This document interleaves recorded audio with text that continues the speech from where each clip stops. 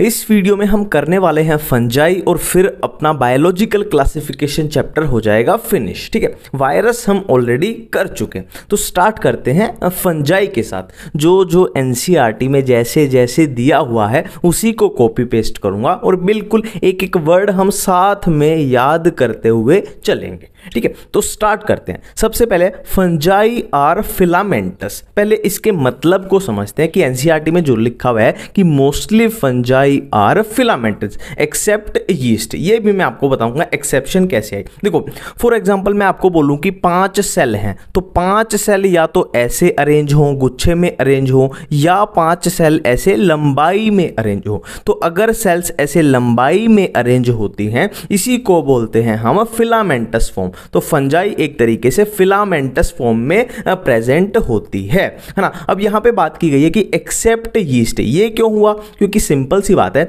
Yeast जो होती है वो यूनिसेलुलर फंजाई होती है। देखो फंजाई वैसे कहां पे आएगी? वैसे यूकैरियोट में आएगी और ये मल्टी सेलुलर होती है, बट जो यीस्ट होती है ये यूनिसेलुलर होता है। यूनिसेलुलर मतलब सिर्फ एक ही सेल होगी। तो अगर एक ही सेल है तो सीधी सी बात है वो फिलामेंटस हो ही नहीं सकती, क्योंकि एक ही सेल है। तो ये सिंपल सी बात अपने को समझ आ गई। ठीक है, नेक्स्ट चलते हैं कि फंजाई की जो बॉडी होती है, फंजाई की बॉडी होती है consist of thread like structure called hyphae, और हाइफी के नेटवर्क को हम बोलते हैं माइसीलियम। इसको भी हम बिल्कुल भी याद नहीं करेंगे, एक डायग्राम की हेल्प से समझेंगे। देखो ये एक तरीके से क्या है? थ्रेड लाइक स्ट्रक्चर है। ये एक तरीके से थ्रेड लाइक स्ट्रक्चर है जो एक तरीके से एक नेटवर्क बना रही है। तो यहां पे क्या बोला? Body consist of thread like structure called hyphae. तो जो ये थ्रेड लाइक स्ट्रक्चर है ये अपनी क्या है? हाइफी है। और ये थ्रेड लाइक स्ट्रक्चर यानी कि हाइफी जो एक नेटवर्क बना रही है उसको बोल दिया माइसीलियम। ठीक है, मैं इसको फिर से रिपीट करता हूं कि थ्रेड लाइक स्ट्रक्चर जिनको हमने बोला हाइफी, वो एक नेटवर्क बना रही है और उस नेटवर्क को बोला माइसीलियम। मतलब क्या है? सीधा सीधा शब्दों में बोले तो mycelium is the network of hyphae. ये बात बिल्कुल क्लियर है। और फंजाई कुछ ऐसे ही अरेंज होती है, ये फंजाई की अरेंजमेंट होती है। ठीक है, अब हमने बात की थी फंजाई कैसी होती है? फिलामेंटस होती है। फंजाई जो होती है कैसी होती है? फिलामेंटस होती है। अब फिलामेंटस में भी हमारे पास 2 ऑप्शन है, या तो हर सेल, या तो जैसे मैंने इसमें दिखाया है हर सेल कैसी होगी? डिवाइडेड होगी। हर सेल कैसी होगी? बिल्कुल डिवाइडेड होगी। और हर सेल के पास अपना न्यूक्लियस प्रेजेंट यहां पे दिखाई दे रहा है। ठीक है, और दूसरी कंडीशन क्या होगी कि इनके बीच में जो ये दीवार है ये दीवारें टूट जाएंगी और कुछ ऐसी कंडीशन बन जाएगी। मतलब क्या है? इसी में सारे न्यूक्लियस यहां पे प्रेजेंट है, न्यूक्लियस यहां पे प्रेजेंट है। इस कंडीशन को हम बोलते हैं सिनोसिटिक कंडीशन। तो जो माइसीलियम भी है अपने पास, जो ये बना था एक तरीके से, ये माइसीलियम बना था, ये 2 तरीके से हो सकता है। या तो सेप्टेट हो सकता है ना, नाम से ही पता लग रहा है सेप्टेट मतलब सेप्टा इसमें प्रेजेंट है, इसमें सेप्टा प्रेजेंट है यानी सेप्टेट। और सिनोसिटिक मतलब वहीं पे सारे न्यूक्लियस है ना, एक तरीके से बीच की दीवारें टूट गई और उसी में सारे न्यूक्लियस प्रेजेंट है। तो इसकी 2 अरेंजमेंट हो सकते हैं। इतनी बातें इसमें बिल्कुल क्लियर है। ठीक है, बिल्कुल यहां पे क्लियर है। फिलामेंटस वाला अपना क्लियर है, यीस्ट वाला क्लियर है, यूनिसेलुलर, हाइफी बिल्कुल क्लियर है, माइसीलियम बिल्कुल क्लियर है। अब माइसीलियम की 2 तरीके से अरेंजमेंट हो सकती है, सिनोसिटिक या सेप्टेट। देखो आगे जाके कोई क्वेश्चन ऐसे आ जाना कि हाइफी की 2 अरेंजमेंट तो भी ठीक है, कोई दिक्कत नहीं है, और माइसीलियम की अरेंजमेंट पूछ ली जाए तो भी ये हो सकती है, कोई दिक्कत वाली बात नहीं है। ठीक है, अब हम एनसीईआरटी को ही पूरे तरीके से फॉलो करते हुए आगे बढ़ते हैं। ठीक है, ये कुछ टर्म है जो एनसीईआरटी में दी हुई है जो बार बार कंफ्यूज करेगी, इनको हम बिल्कुल भी याद नहीं करेंगे, इनको समझते हुए बिल्कुल आगे बढ़ेंगे। ठीक है, प्लाज्मोगेमी, करियोगेमी, डायकैरियोन, डायकैरियोफेज। ठीक है, सबसे पहले जो बिल्कुल आसान वाले हैं वो देख लेते हैं। देखो करियो मतलब होता है न्यूक्लियस और गैमी एक तरीके से फ्यूजन। ठीक है, करियो मतलब न्यूक्लियस, न्यूक्लियाई, और गैमी मतलब फ्यूजन, मतलब न्यूक्लियाई का, 2 न्यूक्लियाई का फ्यूजन को बोल देंगे करियोगैमी। सिंपल सी बात है। नेक्स्ट है डायकैरियोन। देखो डाय का मतलब 2, करियो का मतलब न्यूक्लियस, मतलब अगर एक सेल के पास 2 न्यूक्लियस प्रेजेंट हो। देखो नॉर्मल कंडीशन क्या होती है?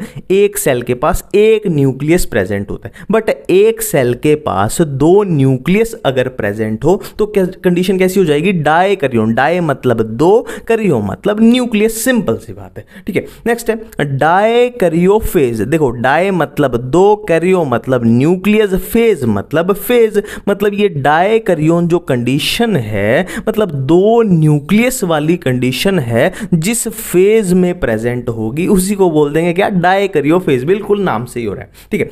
ये देखो अब ये देखते हैं प्लाज्मोगेमी। देखो सिंपल सी बात है, दो मोटाइल या नॉन मोटाइल गैमीट्स के प्रोटोप्लास्ट के फ्यूजन को, मैं फिर से रिपीट करता हूं, दो मोटाइल या नॉन मोटाइल गैमीट्स के प्रोटोप्लास्ट के फ्यूजन को हम क्या बोलते हैं, प्लाज्मोगेमी बोलते हैं, ठीक है।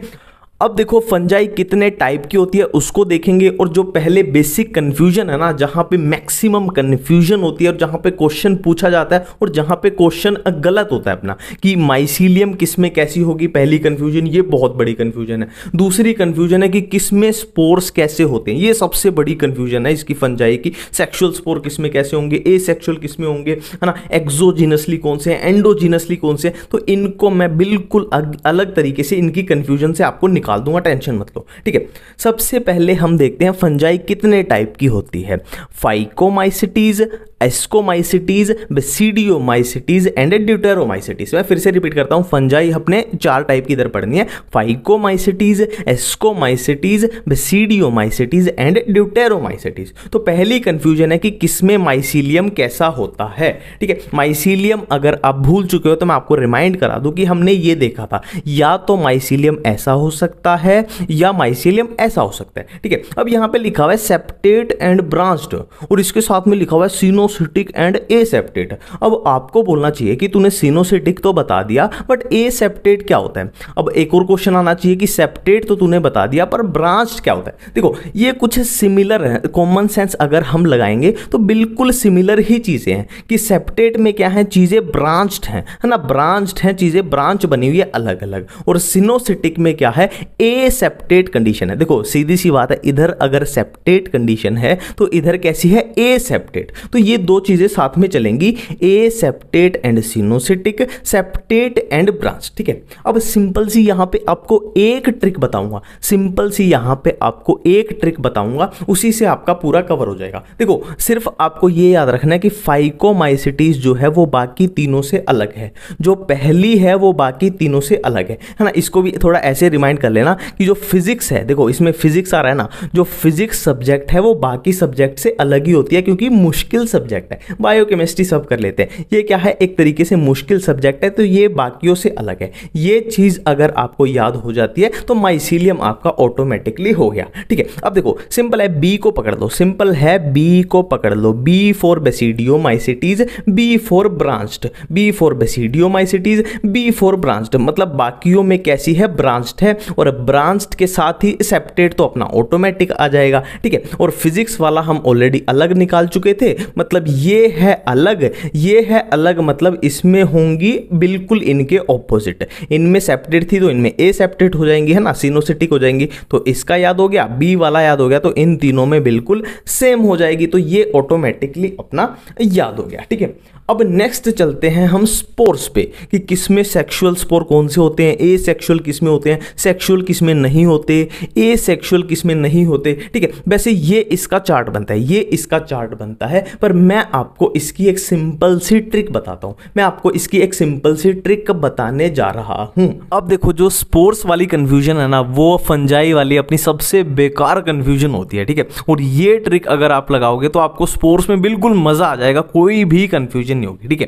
देखो आपको कुछ नहीं करना, बस एसी में बैठ के फिजिक्स की डीसी पांडे पढ़नी है। मैं फिर से रिपीट करता हूं एक बार, आपको कुछ नहीं करना, बस एसी में बैठ के फिजिक्स की डीसी पांडे पढ़नी है। फिजिक्स में हम क्या कर रहे हैं, पी और एस का सिर्फ यूज कर रहे हैं, बीच में अपना ये स्मॉल है, ठीक है, बाकी कैपिटल है, ठीक है। अब इसको देखते हैं, देखो बस यानी बी से देखो अपने आप ही सब कुछ बन जाएगा, बी से बेसिडियोस्पोर, ए से एस्कोस्पोर, एस से सेक्सुअल। तो ये तो अपनी सेक्सुअल स्पोर की कंफ्यूजन यहां पे उड़ गई, खत्म हो गई। मतलब सेक्सुअल स्पोर कौन से हैं, बेसिडियोस्पोर है एंड एस्कोस्पोर एंडोस्पोर है, ये सेक्सुअल वाली बात अपनी खत्म है। अब ये जो भी अपने बचे, ये कौन से बच गए, सारे एसेक्सुअल बच गए, ठीक है, एसेक्सुअल। अब एसेक्सुअल किस में कौन से होंगे ये हम देख लेते हैं। एस्कोमाइसिटीज में कौन से होंगे, कोनिडिया।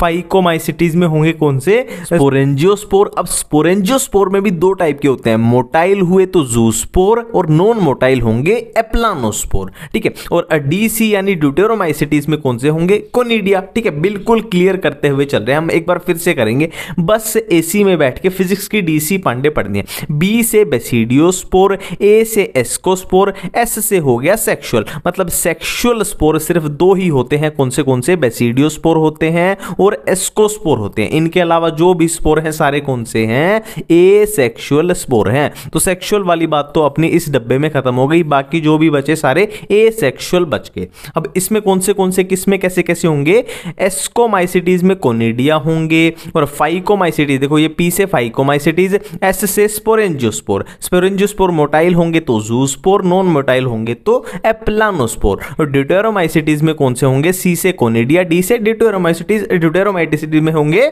कौन से होंगे, कोनिडिया होंगे। अब ये तो ऑटोमेटिकली हो गया कि ये डब्बा अपना एसेक्सुअल का था, तो कोनिडिया है अपने एसेक्सुअल, स्पोरेंजियोस्पोर है अपने एसेक्सुअल। स्पोरेंजियोस्पोर अगर एसेक्सुअल है तो जूस्पोर भी एसेक्सुअल है, एप्लानोस्पोर भी एसेक्सुअल है और बेसिडियोस्पोर एंड एस्कोस्पोर ऑटोमेटिकली अपने हैं सेक्सुअल स्पोर। तो ये थी अपनी ट्रिक।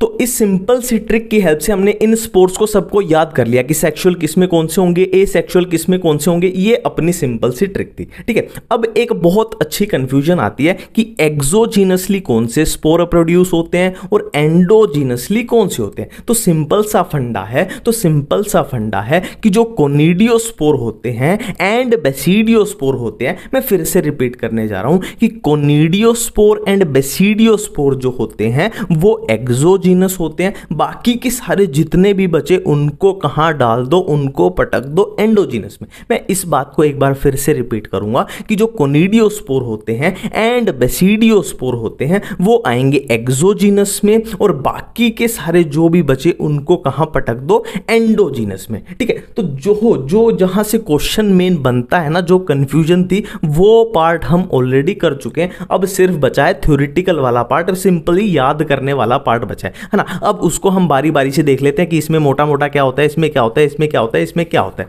और सिंपल इनके एग्जांपल्स को याद करना है। बाकी सब खत्म हो चुके हैं, है ना। अब कॉमन सी चीजें बची हैं, जैसे फाइकोमाइसिटीज कहां होती है, aquatic habitat, decaying would, damp place, parasite हो सकती है ना। ये सिंपल सी चीजें बची हैं, है ना। और एग्जाम्पल कैसे याद करते हैं, इसकी वही ट्रिक चलती है, राम वाली चलती है, RAM। आर से राइजोपस, ए से एल्ब्यूगो, एम से म्यूकर हो जाएगी। जो राइजोपस है वो ब्रेड माउल्ड है, एल्ब्यूगो है पैरासिटिक ऑन मस्टर्ड, ठीक है। अब इसमें मैं आपको क्वेश्चन लायक बात बता दूं, कहां पे क्वेश्चन गलत होगा कि राइजोपस जो है वो ब्रेड माउल्ड है और एल्ब्यूगो जो है पैरासिटिक ऑन मस्टर्ड है। ये यहां पे याद करने लायक बात है। एग्जाम्पल लगभग सभी याद कर लेते हैं, इसमें कुछ ऐसा खास था नहीं। तो ये दो क्वेश्चन बनेंगे, ब्रेड माउल्ड कौन सी, राइजोपस, पैरासिटिक ऑन मस्टर्ड कौन, एल्ब्यूगो, ठीक है। अब फाइकोमाइसिटीज के बाद हम बात करते हैं एस्कोमाइसिटीज की, ठीक है। एक क्वेश्चन आता है इसमें, बहुत प्यारा क्वेश्चन आता है कि सैक फंजाई किसको बोलते हैं। सैक फंजाई, मैं इसको स्केच से लिख लेता हूं, पेंसिल से थोड़ा कम दिख रहा है। सैक फंजाई किसको बोलते हैं, इसकी भी एक सिंपल सी ट्रिक है। देखो SAC और यहां पे क्या आ रहा है, SAC। यहां पे हर चीज अपने आप ही खुद को बता देगी कि सैक फंजाई किसको, एस्कोमाइसिटीज को बोलते हैं, ठीक है। फिर से वही है, इसमें अब क्वेश्चन लायक बात ढूंढेंगे, क्वेश्चन लायक बात, ठीक है। देखो यहां पे सेप्रोफिटिक होती है, डीकंपोजर, पैरासिटिक, कोप्रोफिलस। कोप्रोफिलस इसमें याद रख लेना, क्वेश्चन आता है अगर कोप्रोफिलस फंजाई तो एस्कोमाइसिटी, तो ये तो कॉमन सी बात है। अब देखो मोस्टली मल्टी सेलुलर और रेयरली यूनिसेलुलर, ये ऑलरेडी हम कर चुके हैं, ये ऑलरेडी हम पार्ट कर चुके हैं कि जो यीस्ट होती है वो कैसी होती है, वो यूनिसेलुलर होती है, इसीलिए वो फिलामेंटस नहीं होती। वो तो यही पॉइंट था यहाँ पे। और बाकी की सारी फंजाई ऑटोमेटिकली क्या हो जाएंगी, मल्टी सेलुलर हो जाएंगी, ठीक है। और क्या है इसके, अब इसके एग्जाम्पल कर लेते हैं, कौन से हैं, एस्परगिलस है, क्लेविसेप्स है, न्यूरोस्पोरा है, मोरल्स एंड बफल्स है। ठीक है, अब ये थोड़ा ध्यान रखना यहाँ पे कॉमन सेंस कि पेनिसिलियम, यीस्ट ये भी किस में आ रहे हैं, एस्कोमाइसिटीज में आ रहे हैं, है ना, ये भी ध्यान रखना। तो इसके टोटल एग्जांपल क्या हो गए, penicillium, yeast, aspergillus, claviceps, neurospora, morels and बफल्स।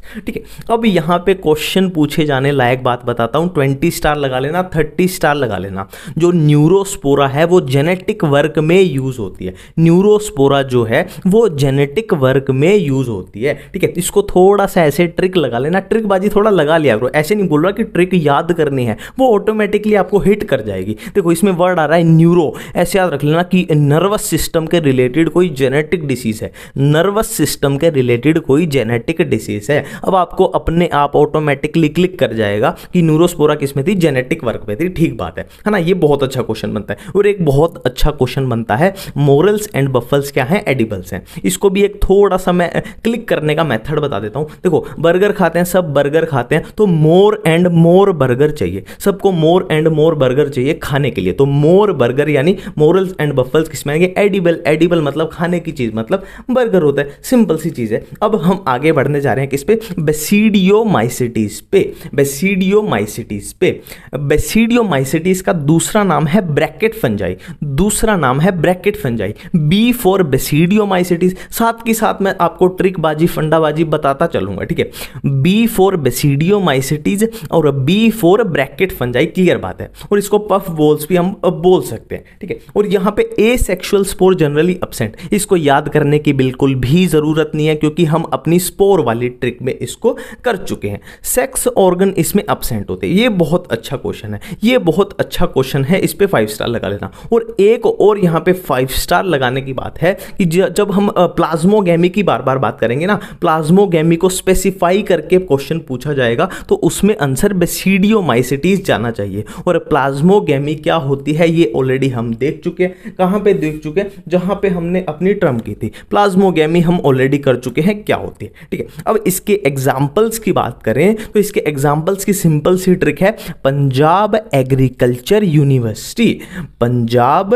Agriculture university, puccinia agaricus ustilago. ठीक है, अब यहां पे ये याद करना पड़ेगा आपको कि एगेरिकस में मशरूम, एस्टिलागो में स्मट, पक्सीनिया में रस्ट। ये चीजें मैं आपको याद दिला दूं कि ये आपको कंफ्यूज करेंगे कैसे, जैसे राइजोपस क्या थी, ब्रेड माउल्ड थी, एल्ब्यूगो क्या थी, पैरासिटिक ऑन मस्टर्ड थी। ठीक है, न्यूरोस्पोरा क्या थी, जेनेटिक वर्क थी, मोरल्स एंड बफल्स एडिबल थी, है ना, agaricus mushroom, ustilago smut, puccinia rust. यही याद करने वाली बात है। एग्जाम्पल तो सभी याद कर लेते हैं, उसमें कोई बड़ी बात नहीं है। तो बड़ी बात ये है, इसको थोड़ा आपको पक्का करना है इस चीज को। ठीक है, अब सबसे लास्ट है ड्यूटेरोमाइसिटीज। ठीक है, देखो ड्यूटेरोमाइसिटीज का जो सबसे सुपर हिट क्वेश्चन है वो है कि ड्यूटेरोमाइसिटीज को हम इम्परफेक्ट फंजाई बोलते हैं। इम्परफेक्ट फंजाई बोलते हैं, क्यों बोलते हैं, क्योंकि इसमें जो सेक्सुअल फेज होता है वो अननोन होता है, मतलब सेक्सुअल फेज का खास पता नहीं है। इसमें सिर्फ और सिर्फ ए सेक्सुअल फेज इज नोन है। अब सेक्सुअल फेज ही नहीं है, सेक्सुअल फेज ही नहीं है मतलब ये परफेक्ट फंजाई नहीं है, इसलिए इसको इम्परफेक्ट फंजाई बोल रहे हैं।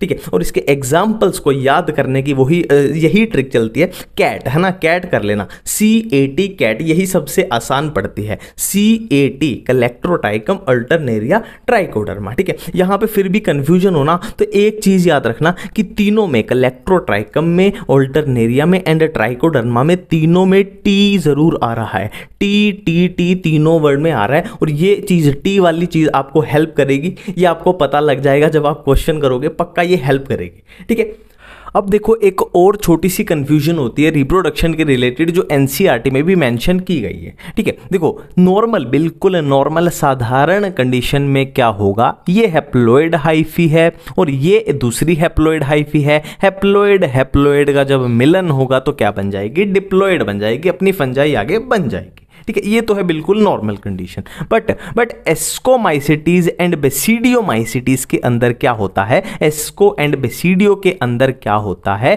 कि इमीडिएटली, मतलब अचानक ये डिप्लॉइड नहीं बनती। देखो नॉर्मल कंडीशन में क्या हुआ था, क्या होना चाहिए था, ये हैप्लॉइड और ये बन जाना चाहिए था, बट इसमें अचानक ये नहीं बनता, बीच में एक ब्रेकर आ जाता है, बीच में एक ब्रेकर आ जाता है, मतलब ये दोनों आपस में फ्यूज की और एक ऐसी सेल बन जाती है, एक ऐसी सेल बन बन जाती है जिसमें 2 न्यूक्लियस प्रेजेंट है, एक इसका एक इसका। ठीक है, अब मेरी एक बात याद करो, हम ऑलरेडी कर चुके हैं कि एक सेल के अंदर 2 न्यूक्लियस प्रेजेंट हो तो क्या बोलते हैं, डायकैरियोन बोलते हैं। डाय मतलब 2, कैरियो मतलब न्यूक्लियस, है ना। ये डायकैरियोफेज यहां पे देखने को मिल रहा है किसमें, एस्कोमाइसिटीज एंड बेसिडियोमाइसिटीज में, और फिर इसके आगे फर्दर क्या है, उसी में ये कन्वर्ट हो जाएगा।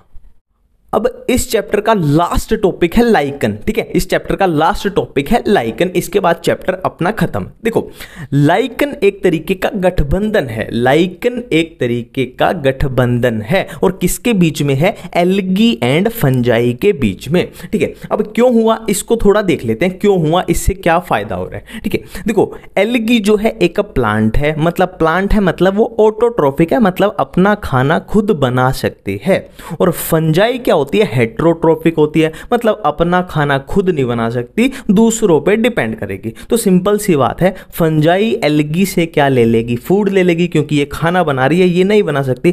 फंजाई क्या करेगी, एल्गी से फूड ले लेगी, और ये जो प्लांट है, जो एल्गी है, ये फंजाई से क्या लेगा, ये उससे शेल्टर लेगा, मिनरल्स लेगा, वाटर लेगा, है ना। ये क्या है, मिनरल्स और वाटर का अब्जॉर्प्शन करेगी और प्लांट को प्रोवाइड कराते रहेगी, और बदले में वो उसको फूड देता रहेगा। ये सिंपल सी बात है। और एक लाइकन के बारे में बहुत अच्छा पॉइंट याद रखना, बहुत अच्छा पॉइंट याद रखना कि जो लाइकन होता है वो पोल्यूशन इंडिकेटर होता है, मतलब बहुत ज़्यादा पोल्यूशन वाली जगह पे लाइकन नहीं पाया जाएगा, बहुत ज़्यादा जहाँ पे पोल्यूशन होगा वहाँ पे लाइकन नहीं पाया जाएगा। ठीक है, और एक ये याद रखना कि जो एल्गी होता है ना, वो लाइकन में फाइकोबायोंट होता है, और जो फंजाई होता है वो माइकोबायोंट होता है। जो एल्गी है वो फाइकोबायोंट, जो फंजाई है माइकोबायोंट। इसमें भी कंफ्यूजन वाली बात नहीं है। देखो फंजाई किससे मिलके बनी थी, देखो हमने किया था ना, किससे, माइसीलियम से बनी है, माइसीलियम। तो जहां भी माइको वर्ड आ जाए ना, जहां भी माइको वर्ड आ जाए मतलब वो फंजाई के रिलेटेड है।